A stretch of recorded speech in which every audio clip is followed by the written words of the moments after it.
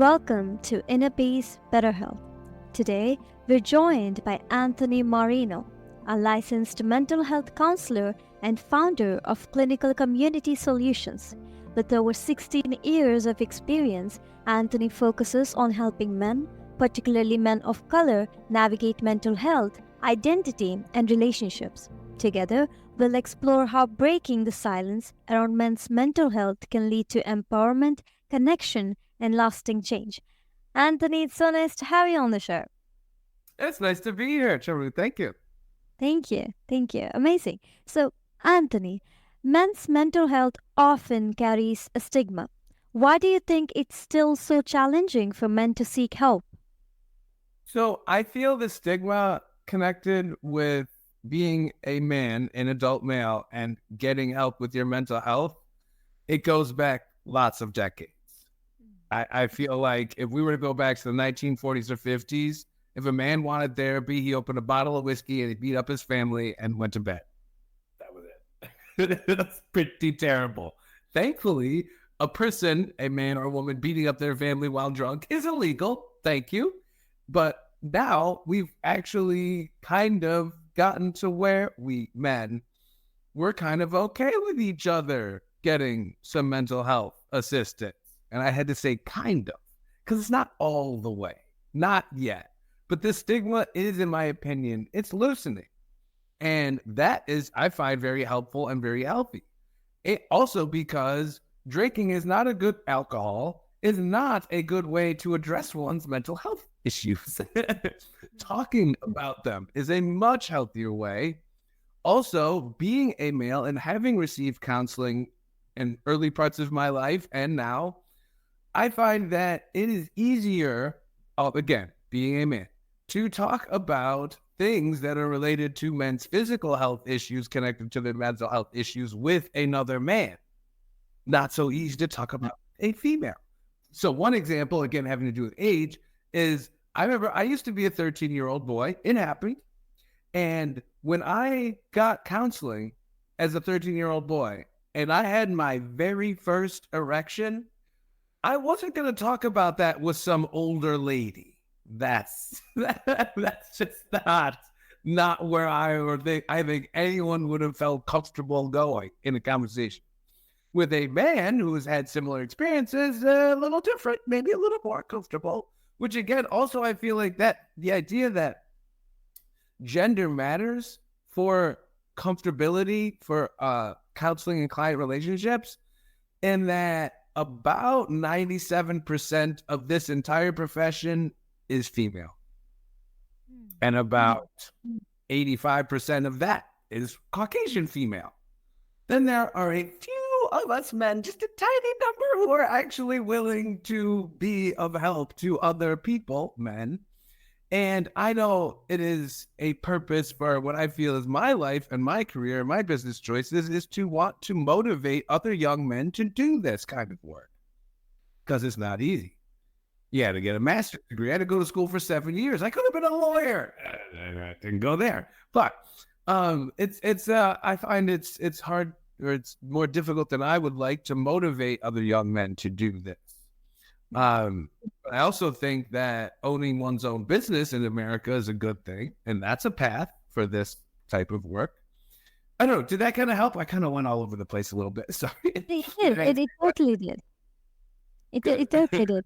And you were talking about how speaking is very important to heal ourselves for man too.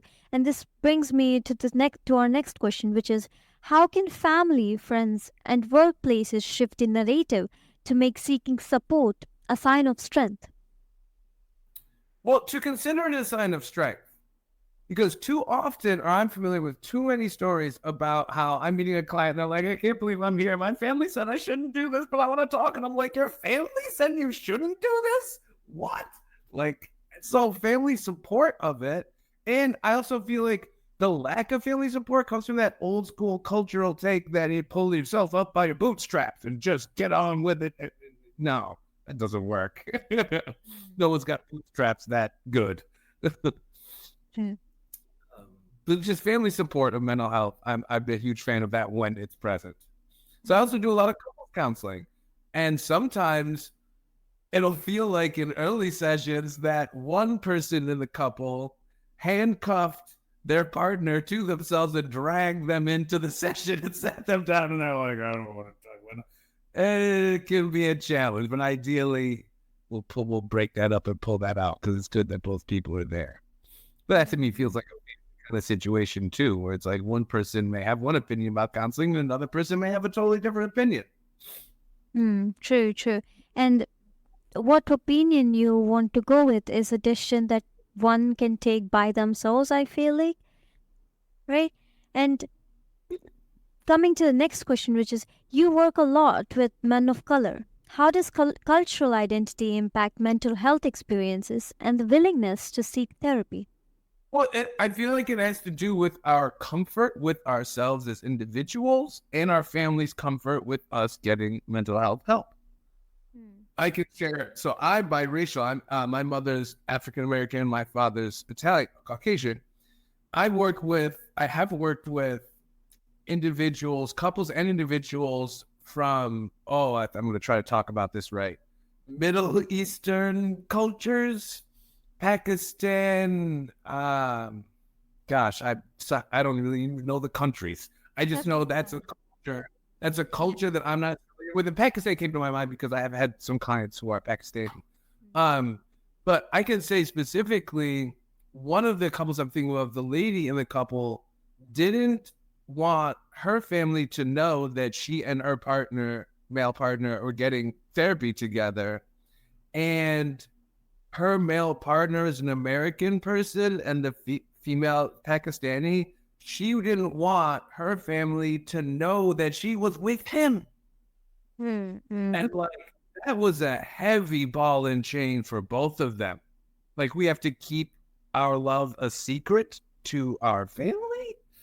That was hard to to talk about for them, for sure. But I encourage being honest with everybody. Yeah. I think that's what family prefers. Like, I may not like a choice you've made, but I would appreciate the honesty of you telling me you made the choice. Mm-hmm. And even if sometimes it becomes a bit difficult to be honest, I feel like if you take one step forward with being honesty, it will take you far, I feel like. Yes. And Oh, I feel like honesty requires bravery, and bravery can be encouraging for others to be brave and honest in a similar way in your family. yes, yes, true. And this brings me to our next question, which is are there unique strategies that help bridge cultural barriers to mental wellness? Bridge, you say cultural barriers to mental wellness. My first thought is they can be so very different, cultural barriers to mental wellness, that I'd like to help with, okay, let's figure out why this is a belief in your culture. Where did that come from? If they did, it's probably not new. It's probably been a while. So where did that belief come from? Do you, as a human person in this moment, agree with it or disagree with it? That matters. And then what do you want to do with that belief in your life, in your old self, your soul, your mind, and then publicly to your family and others? So I would start there. Let's start with, why is this belief what it is? Do you agree with it? And what do you want to do with it now? True, true. Well, in there, what are you doing with it now? Because there's probably something you don't like. Let's talk about that. Take that out and then put in the what you want to do with it. True. Awareness. I feel like awareness is a big part of your approach. Right? Say again? Awareness. I feel like awareness is a big part of your approach. Yeah. Understanding the roots of cultural beliefs and understanding how much do you agree with it or not. Right? Mm-hmm. And Yeah, be aware. And it's key because a lot of us, we don't tell ourselves the truth, or we're encouraged not to. So I try to break through that, like, are you sure you're being honest with yourself about that? Because sometimes I'm like, I agree with everything about my culture, even though it's killing me. It's like, if it's killing you, are you agreeing with it? I don't yeah. think so. True, true. And speaking of your approach, you emphasize actionable tools alongside empathy. Can you share a practical technique that men can use to manage anxiety or depression in daily life? So there's three of them. I like to call them the bedrock routines. I feel like anyone who's in trying to improve how they think, how they feel, and how those dance, we need to be paying attention to first our rest, our sleep, the quality of it, the quantity of it. Are we feeling rested when we wake up? All that matters. Second, our nutrition choices. What goes in? For example, if we eat poop, using censoring myself, if we eat poop, we're going to feel like poop. If we eat healthy food and we put it in, we feel healthier. So that matters. Nutrition. Third, exercise. We got these bodies and we got to move them. We got to move them somehow. We can't just sit around. I start there because so many of my clients, they feel like they know that they matter and they kind of matter, but they really don't care or do much with it. So if you're seeing me as a client, I'm gonna talk about that every week. You got to be doing that because it's so important to being able to be calm and think about your emotions when you're not tired, when you're not hungry, when you're not feeling depressed. Like that matters. You follow me there? Yeah, I did. And let's say your clients started doing these strategies. What suggestion would you give to them to, maintain that, to have that consistency? So there are many apps, some you pay for, some you don't, but that help you track that. There are some, or I'm not going to try and advertise for them, and I'm only aware of them through being spoken to about them. I don't have any personal experience with them because I kind of don't feel like I don't need it, but that with sleep, there are some that can monitor the depth and the time of your sleep. That's important. That way you can start making different choices. Like, oh, I only got an hour of REM sleep and I slept 8 hours. You can start to see the data of that. There are some also that you can do the same kind of thing regarding the data regarding your nutrition choices. Also exercise. So I happen to be personally, I love running. I love running, and I love that it's free. You don't need a fee to go outside with your feet. I love it. But I use an app called Strava. There's a pay version. I don't have that. I just use the free version, but it'll track my miles and my pace. Data. It'll get data that I'll be able to analyze, try to do something with to improve. So I really cell phones can be kind of cool with the ability to do that, I feel. And we all have them. Got one.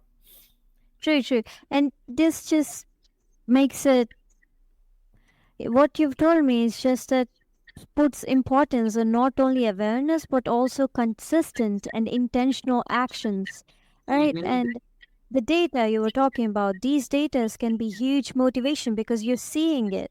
You're having a visual thing in front of you which makes you motivate, which makes you inspire. Yes, I see some difference. I see the result in front of me in my hands. So yes, I feel like it motivates people to continue doing that, right? I mean, and for me, even though I'm not in the best shape right now, I'm running a lot, not the best shape. But when I have been in much better shape, it is so energizing to finish a run, which already feels good to do it. It feels good after, and then to look at data and be like, "Oh, I was that good. I did that good. That's great." It's like it's like an extra party in your. Yes, you know you did good, but if you see that on paper or on screen, you'll be like, yes, that's me. Look at this. Look at this. We put a little star behind our heart. True. Now, moving on to our next question, Anthony, which is identity and masculinity can often feel in tension with societal expectations. How do you help men reconcile with who they are when they're facing too much external pressure? I like to talk about, okay, how do you as a person, talking you as my client, male, how do you feel masculine? Because we can all watch movies that tell us how to feel masculine. You know, we could look like Arnold Schwarzenegger in his 20s and like huge way, and that's masculine. There's pornography. Oh, I'm not a fan of that, but that has masculinity in it. There's regular movies that pretty much constantly involve sex somehow. All of those thoughts about masculinity, they are in our minds, but they don't have to navigate our feelings about ourselves.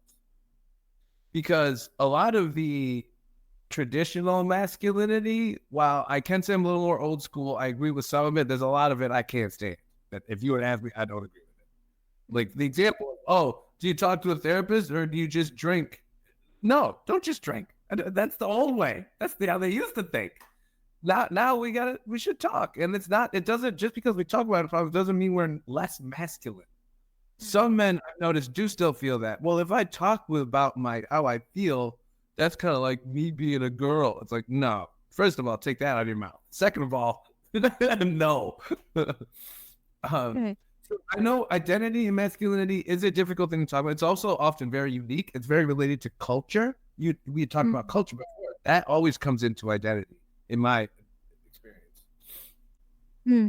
And I love that how you're telling me that you ask your clients, what's your definition of masculinity? What's masculinity for you? Because I feel like there are n number of definitions of masculinity, and most of the popular ones are the ones that are toxic, I feel like. So, The ones in the movies are all toxic. I'm thinking of one client that I don't have him now, but I had him for a couple of years, about a year or so ago. A very built man. Like, I'm kind of fit. This man could be on posters on magazines. Built. He's, I think, in his late 20s, 2 children, lives with his partner who works, and he doesn't. He is a full-time father and fitness guru. That's what he does. He has no issue with that. Part of what I know he and I talked about was his family calling him names and saying, you aren't being a man, you should just work, forget your body, that who cares about health, just work. And it's like, from his perspective, we're a family, she can do the money, I can do the child rearing while she's at work, so we don't have to pay for that. That's a win. And he's comfortable knowing that, like, as long as I maintain my fitness, I feel productive during the day. I don't need money. I have a family, I'm a parent, and I'm fit. Boom. And I like that. I like that. Yes, true. I feel like conventional things doesn't necessarily mean the correct way to do that. It's just conventional. It's common. Doesn't mean that should be the only way to do that, I feel like. Yeah. And this also, yes, and this also makes me wonder, have you seen shifts in how younger generations perceive mental health, mental awareness, compared to the older generations? Huge difference. North and South poles. Huge difference. In my opinion, young people are much more open to talking about their issues. Elders, less open. Or it's a little harder. It's a little bit of a thread you got to pull. Like, as a therapist, they're like, okay, give me this fact, give me that fact. And with kids, it's like, facts, like blowing you away. They can't stop. So I really like that. I mean, the therapy man is only talking. So if you don't want to talk, what are we talking about? So I like that young people really, they seem much more comfortable with giving their feelings than like talking about them, discussing, being honest about them. Oh, I love that. Because some of us don't tell the truth about how we feel to our own selves. Then when we get asked, we're like not even being honest. Then it's like, you sure about that? I don't think that's accurate. I like to point those kinds of things out. Our cultures and our family history, all of that can impact how our thoughts and feelings. I also can share. I'm more familiar with older. I'm 40, so my age-ish and up, having issues that were in their earlier family history that are extremely embarrassing. Like, if your grandfather raped your cousin, you don't want to talk about that. But that's something that can really weigh heavily emotionally on somebody having that in their family history. There's a little more, or maybe I have less experience with younger people saying things like that or of that weight, but older, and then not even really acknowledging how they feel about those kinds of things having happened. True. Redefining masculinity based on your culture or your personal beliefs. And before wrapping up our session, I would like to ask you, for our listeners who are hesitant to explore therapy or mental health support, what's the first step you recommend to break the silence? Oh, start looking for therapists that you feel you might get along with. I mean, I can say with being a therapist, it's kind of like dating. It's like you don't know if it's gonna work. You go by somebody's appearance and what you can read about them in a profile, and you hope it's gonna work. And then you give it a try and find out. Yeah. So it's kind of like I'm gonna jump into this pool and hope the water's okay. I'm jumping though. Yes, yes, yes. I feel like it's a very fresh perspective I've seen right now. And yes, hope. I feel like hope can never be false. So you just gotta hope for stuff and yeah, jump into it, right? Well, to me, that's where more religion and faith comes in. I'm personally being a Christian, a man of faith. I like to think if I'm jumping in the water and I don't know what it's gonna feel like, I'm going to trust my faith that it's not gonna kill me. So I'm jumping in. That kind Sure, of sure. falling back on that kind of thing can be helpful too. Yes, yes. And Anthony, before we wrap our session, for our listeners who would love to connect with you, can you please tell them the ways to do so? Oh, yes. I have a website. Oh gosh, I don't have it open or pulled up, and I don't want to take too much time. My name, Anthony Marino. My license type is LCMHC. If you were to Google that, my website will come up. So my name and then my license type, and you will find me online. I do work with insurance companies through headway.com, and I take self-pay. My current rate is 100 per session. Amazing, amazing. And all the details about the ways as to how to connect with Anthony will be in show notes. So I request all the listeners to go and check that too. Well, Anthony, Cool. it was a wonderful conversation with you. Yes, I enjoyed it as well. Thank you. Thank you. A candid and empowering conversation with Anthony Marino, a reminder that men's mental health matters and that breaking silence can lead to real change. If this episode resonated, take one step today towards your own well being or supporting someone you care about. True strength comes from awareness, connection, and action. Thank you for tuning in. This has been your host, Charu, and you've been listening to Inner Peace, Better Health, where peace is power and overthinking is overrated.